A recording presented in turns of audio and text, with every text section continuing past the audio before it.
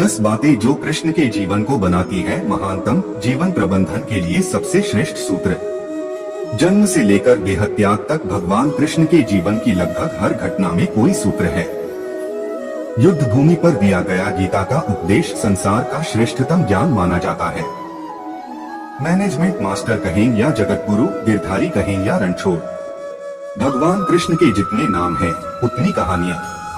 जीवन जीने के तरीके को अगर किसी ने परिभाषित किया है तो वो कृष्ण है। कर्म से होकर परमात्मा तक जाने वाले मार्ग को उन्हीं ने बताया है। संसार से वैराग्य को सिरे से नकारा, कर्म का कोई विकल्प नहीं, ये सिद्ध किया।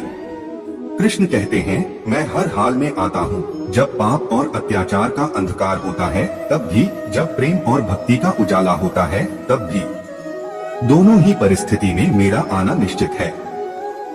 वैसे तो कृष्ण का संपूर्ण जीवन ही एक प्रबंधन की किताब है, जिसे सैकड़ों हजारों बार कहा सुना जा चुका है। कुरुक्षेत्र में दो सेनाओं के बीच खड़े होकर भारी तनाव के समय कृष्ण ने अर्जुन को जो ज्ञान दिया वो दुनिया का श्रेष्ठतम ज्ञान है। गीता का जन्म युद्ध के मैदान में दो सेनाओं के बीच हुआ। जीवन की श्रेष्ठतम बातें भारी तनाव और दबाव में ही होती हैं। अगर आप दिमाग को शांत और मन को स्थिर रखने की कोशिश करें तो सबसे बुरी परिस्थितियों में भी आप अपने लिए कुछ बहुत बेहतरीन निकाल पाएंगे। ये कृष्ण सिखाते हैं। गीता पढ़ने से पहले अगर इसी बात को समझ लिया जाए तो गीता पढ़ना सफल हुआ। कृष्ण का जीवन ऐसी ही बातों से भरा पड़ा है, जरूरत है नजरिए की। उनका जीवन आपके लिए माइथोलॉजी का एक हिस्सा मात्र भी हो सकता है और आपका पूरा जीवन बदल कर रख देने वाला ज्ञान भी। आवश्यकता हमारी है, हम उनके जीवन से लेना क्या चाहते हैं। कृष्ण मात्र कथाओं में पढ़ा या सुना जाने वाला पात्र नहीं है, वो चरित्र और व्यवहार में उतारे जाने वाले देवता हैं। कृष्ण से सीखें कैसे जीवन को श्रेष्ठ बनाया जाए। 10 बातें हैं जो अगर व्यवहार में उतार ली तो सफलता निश्चित मिलेगी। 1. शुरू से अंत तक जीवन संघर्ष ही है। कारागृह में जन्मे कृष्ण, पैदा होते ही रात में यमुना पार कर गोकुल ले जाया गया। तीसरे दिन पुतना मारने आ गई। यहाँ से शुरू हुआ संघर्ष देह त्यागने से पहले द्वारिका डुबोने तक रहा। कृष्ण का जीवन कहता है, आप कोई भी हो, संसार में आए हैं तो संघर्ष हमेशा रहेगा। मानव जीवन में आकर परमात्मा भी सांसारिक चुनौतियों से बच नहीं सकता। कृष्ण ने कभी किसी बात की शिकायत नहीं की, हर परिस्थिति को जिया और जीता। कृष्ण कहते हैं, परिस्थितियों से भागो मत, उसके सामने डटकर खड़े हो जाओ, क्योंकि कर्म करना ही मानव जीवन का पहला कर्तव्य है। हम कर्मों से ही परेशानियों से जीत सकते हैं। 2. स्वस्थ शरीर से ही विजय है। कृष्ण का बचपन माखन मिश्री खाते हुए गुजरा। आज भी भोग लगाते हैं हम, लेकिन ये संकेत कुछ और है। आहार अच्छा हो, शुद्ध हो, बल देने वाला हो। बचपन में शरीर को अच्छा आहार मिलेगा तो ही इंसान युवा होकर वीर बनेगा। शरीर को स्वस्थ रखना है तो बचपन से ध्यान देने की जरूरत है। ये पेरेंटिंग के दौर से गुजर रहे युवाओं के लिए बड़ा मैसेज है। अपने बच्चों को ऐसा खाना दें जो उनको बल दे। सिर्फ स्वाद के लिए ही ना खिलाएं, तभी वे बड़े होकर स्वयं को और समाज को सही दिशा में ले जा पाएंगे। 3. पढ़ाई किताबी ना हो, रचनात्मक हो। कृष्ण ने अपनी शिक्षा मध्य प्रदेश के उज्जैन में सांदीपनी ऋषि के आश्रम में रहकर पूरी की थी।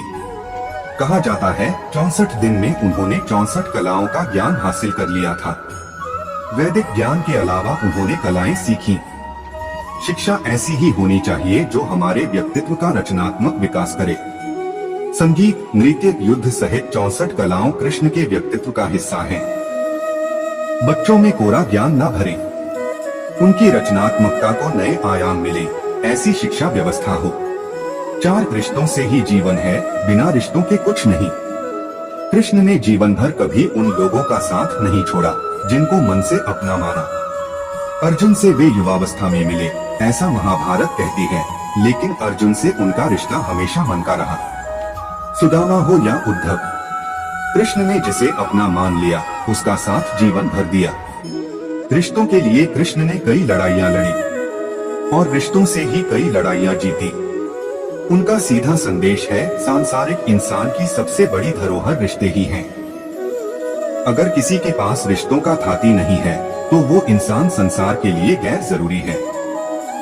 इसलिए अपने रिश्तों को दिल से जिए, दिमाग से नहीं। 5 नारी का सम्मान समाज के लिए जरूरी। राक्षस नरकासुर का आतंक था। करीब 16,100 महिलाओं को उसने अपने महल में कैद किया था। महिलाओं से बलात्कार में उसे सुख मिलता था। कृष्ण ने उसे मारा, सभी महिलाओं को मुक्त कराया।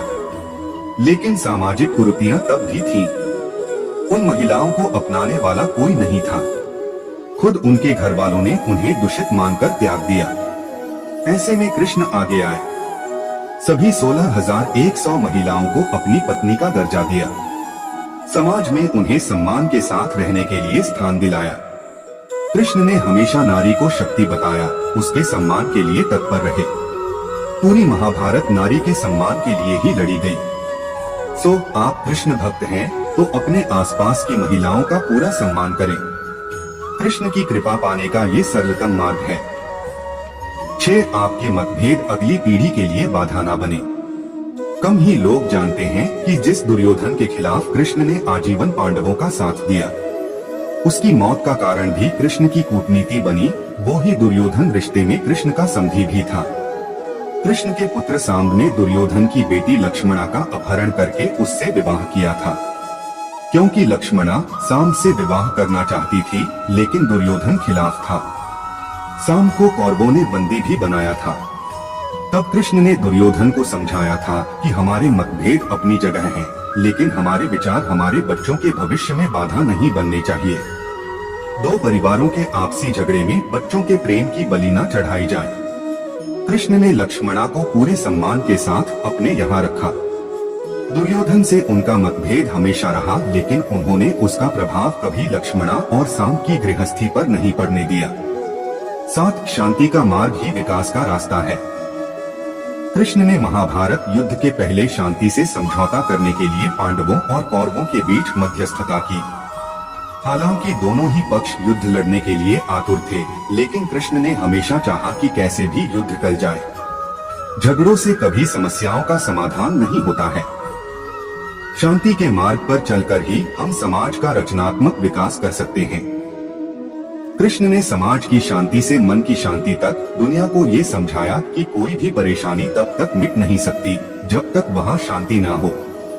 फिर चाहे वो समाज हो या हमारा खुद का मन, शांति से ही सुख मिल सकता है, साधनों से नहीं। 8 हमेशा दूरगामी परिणाम सोचें। महाभारत में जुए की घटना के बाद पांडवों को वनवास हो गया। कृष्ण ने अर्जुन को समझाया कि ये समय भविष्य के लिए तैयारी करने का है। महादेव शिव, देवराज इंद्र और दुर्गा की तपस्या करने को कहा। कृष्ण जानते थे कि दुर्योधन को कितना भी समझाया जाए, वो पांडवों को कभी उनका राज्य नहीं लौटाएगा। तब शक्ति और सामर्थ्य की जरूरत होगी। कर्ण के कुंडल कवच पांडवों की जीत में आड़े आएंगे, ये भी वे जानते थे। उन्होंने हर चीज पर बहुत दूरगामी सोच रखी। कोई भी फैसला तात्कालिक आवेश में नहीं लिया। हर चीज के लिए आने वाली पीढ़ियों तक का सोचा। यही सोच समाज का निर्माण करती है। 9 हर परिस्थिति में मन शांत और दिमाग स्थिर रहे। पांडवों के राजसूय यज्ञ में शिशुपाल कृष्ण को अपशब्द कहता रहा। छोटा भाई था, लेकिन मर्यादाएं तोड़ दी।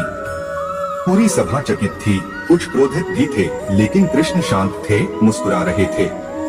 शांति दूत बनकर गए तो दुर्योधन ने अपमान किया। कृष्ण शांत रहे। अगर हमारा दिमाग स्थिर है, मन शांत है, तभी हम कोई सही निर्णय ले पाएंगे। आवेश में हमेशा हादसे होते हैं, ये कृष्ण सिखाते हैं। विपरीत परिस्थितियों में भी कभी विचलित नहीं होने का गुण कृष्ण से बेहतर कोई नहीं जानता। 10 लीडर बने, श्रेय लेने की होड़ से बचे। कृष्ण ने दुनिया भर के राजाओं को जीता था। जहां ऐसे राजाओं का राज था जो भ्रष्ट थे, जैसे जरासंध, लेकिन कभी किसी राजा का सिंहासन नहीं छीना। कृष्ण के पूरे जीवन में कभी ऐसा नहीं हुआ कि उन्होंने किसी राजा को मारकर उसका शासन खुद लिया हो। जरासंध को मारकर उसके बेटे को राजा बनाया। जय श्री कृष्ण।